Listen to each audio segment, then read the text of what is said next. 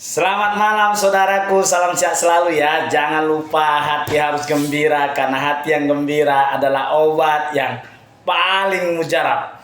Malam hari ini saya ingin membahas tentang reformasi kepolisian Republik Indonesia. Saya senang karena Bapak Prabowo membuat tim reformasi total kepolisian Indonesia. Karena selama saya hampir 10 tahun jadi pengacara, saya jujur sangat-sangat kecewa dan hanya bisa mengasih nilai kepolisian Republik Indonesia paling tinggi 7. Karena apa? Karena banyak kasus-kasus yang klien saya orang susah, orang miskin, bertahun-tahun tidak pernah diselesaikan dan tidak pernah selesai sampai sekarang ini. Contoh kasus pertama di Polsek Talun Kenas, klien saya orang susah, dia sudah menanam pohon duriannya, memiliki surat tanah, datang orang kaya mafia kayu diambil, ditebang pohon durian itu. Klien saya melapor ke Polsek Talun Kenas tahun lalu bulan 8. Yang lucunya sampai sekarang yang mencuri kayu itu tidak ditahan sampai sekarang. Kenapa? Karena saya dan klien saya itu tidak punya uang. Apalagi di Poltabes Medan, klien saya orang susah, dipukuli hampir mau mati. Bulan Mei tahun lalu 2024 sudah dipisum, sudah semua ya. Yang memukul ini anak orang kaya, tinggal di Jakarta ya. Sampai sekarang saya tidak tahu apakah orang kaya itu yang memukuli klien saya dinyatakan tersangka sampai sekarang, karena saya tidak ada uang. Juper dan Kapoltabes Medan tidak pernah menetapkan tersangka, padahal sudah dipisum dan lain sebagainya. Itu contoh kecil, ya. Jadi saya geram, ya, geram kali saya. Dan itu mungkin banyak terjadi di mana-mana, ya. Kalau tidak ada uang, jangan berharap banyak kamu keadilan di tangan polisi. Jadi dengan adanya reformasi total ini, ya, saya baca rancangan reformasi total, wah, saya gembira sekali. Saya gembira kali, seperti saya mendapatkan emas. Ya, saya gembira, ya. Saya baca konsep reformasi total kepolisian Republik Indonesia, saya gembira sekali. Yang pertama, saya sangat setuju bahwa polisi jangan lagi menangani narkoba. Serahkan semuanya ke BNN. Tahu kenapa? Banyak petinggi-petinggi polisi menjadi backup para bandar narkoba. Ya. Makanya sangat susah kita mencari para perwira polisi yang hidupnya sederhana. Perhatikan sekeliling kalian semua. Kalau sudah tinggi pangkatnya polisi, mobilnya Fortuner, rumahnya mewah, hartanya di mana, sawit-sawit di mana. Perhatikan. Padahal kalau gajinya tidak mungkin mereka bisa beli Fortuner, rumah mewah, harta banyak. Tidak mungkin. Saya bisa jamin 80-90% polisi yang kaya-kaya itu uangnya korupsi. Makanya saya balik tantang, berani nggak mereka membuktikan dari mana hartanya? Jadi konsep reformasi polisi bahwa narkoba jangan lagi polisi nangani, itu luar biasa. Serahkan ke BNN, biar BNN yang mengurusinya. Masalah mafia kayu hutan, jangan polisi yang ngurusin.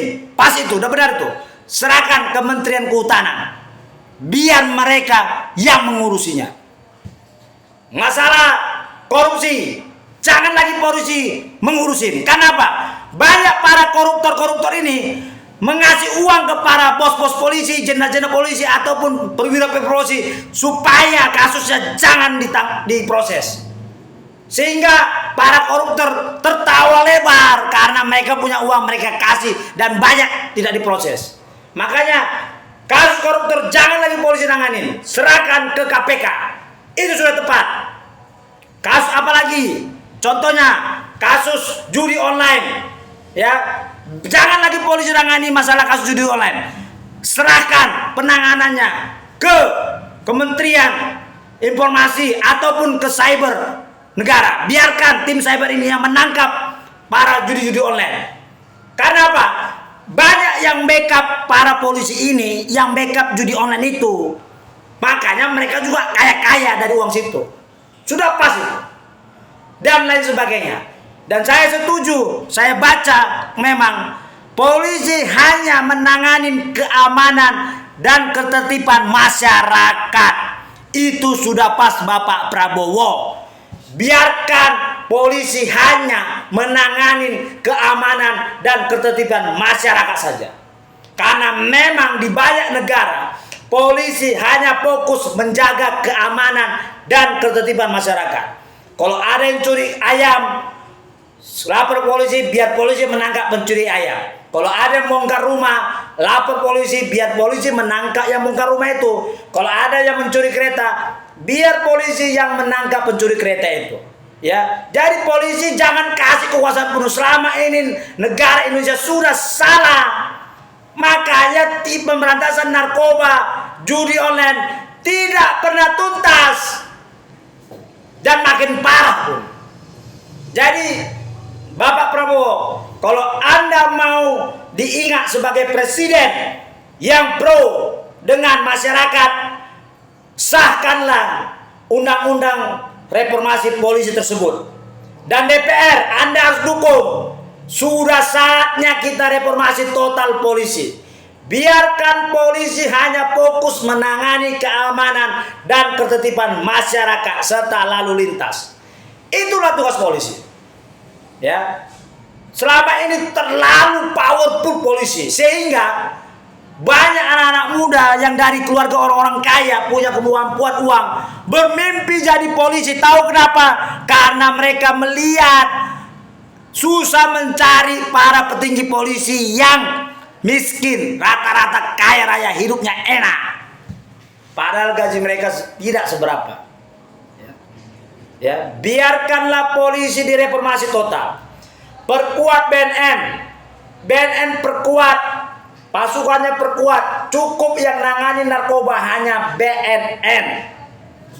Ya. Koruptor, biarkan KPK yang menangani. Perkuat KPK, tambah pasukannya, perkuat jaringannya. Biar para koruptor itu hanya takut sama KPK dan mereka tidak lagi di backup sama polisi. Ya. Masalah hutan, serahkan kepada Kementerian Kehutanan. Ada polisi kehutanan, jadikan mereka di bawah kenaungan Kementerian Kehutanan. Perbanyak pasukan polisi kehutanan di bawah Kementerian Kehutanan. Jangan di bawah kepolisian. Langsung Kementerian Kehutanan memiliki pasukan khusus untuk menangkap para penebang hutan liar, mafia-mafia hutan. Tangkap. Untuk judi online, berikan kekuasaan kepada Badan Intelijen Negara, Badan Cyber Nasional ataupun Kementerian Informasi. Ya, perkuat. Gak usah kasih lagi kekuasaan kepada polisi untuk menangkap para penjudi online. Biar tidak ada lagi kita lihat backing-backingan. Ya, jadi Bapak Prabowo, saya mohon kepada Anda, laksanakanlah, kabulkan reformasi total kepolisian ini. Ya, kenapa? Karena dalam suatu negara, apabila polisi tidak lagi pro kepada masyarakat, tidak pro kepada keamanan, hanya mementingkan dirinya, golongannya, sehingga mereka memperkaya dirinya dan golongannya, itu sudah berbahaya. Biarkanlah orang-orang yang mau menjadi polisi bukan karena ingin kaya. Biarkan orang anak-anak muda yang mau jadi polisi bukan karena ingin hidup enak. Biarkan, jadi orang-orang yang masuk polisi, anak-anak muda polisi itu di otaknya bukan mau jadi orang kaya, bukan mau jadi hidup enak, tapi mau melayani masyarakat.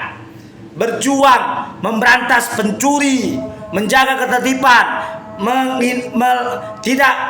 tidak memberikan kesempatan kepada masyarakat untuk tawuran. Jadi polisi itu sebenarnya fokus menjaga keamanan dan ketertiban masyarakat. Ya, biar masyarakat Indonesia tenang. Saya dukung reformasi total polisi.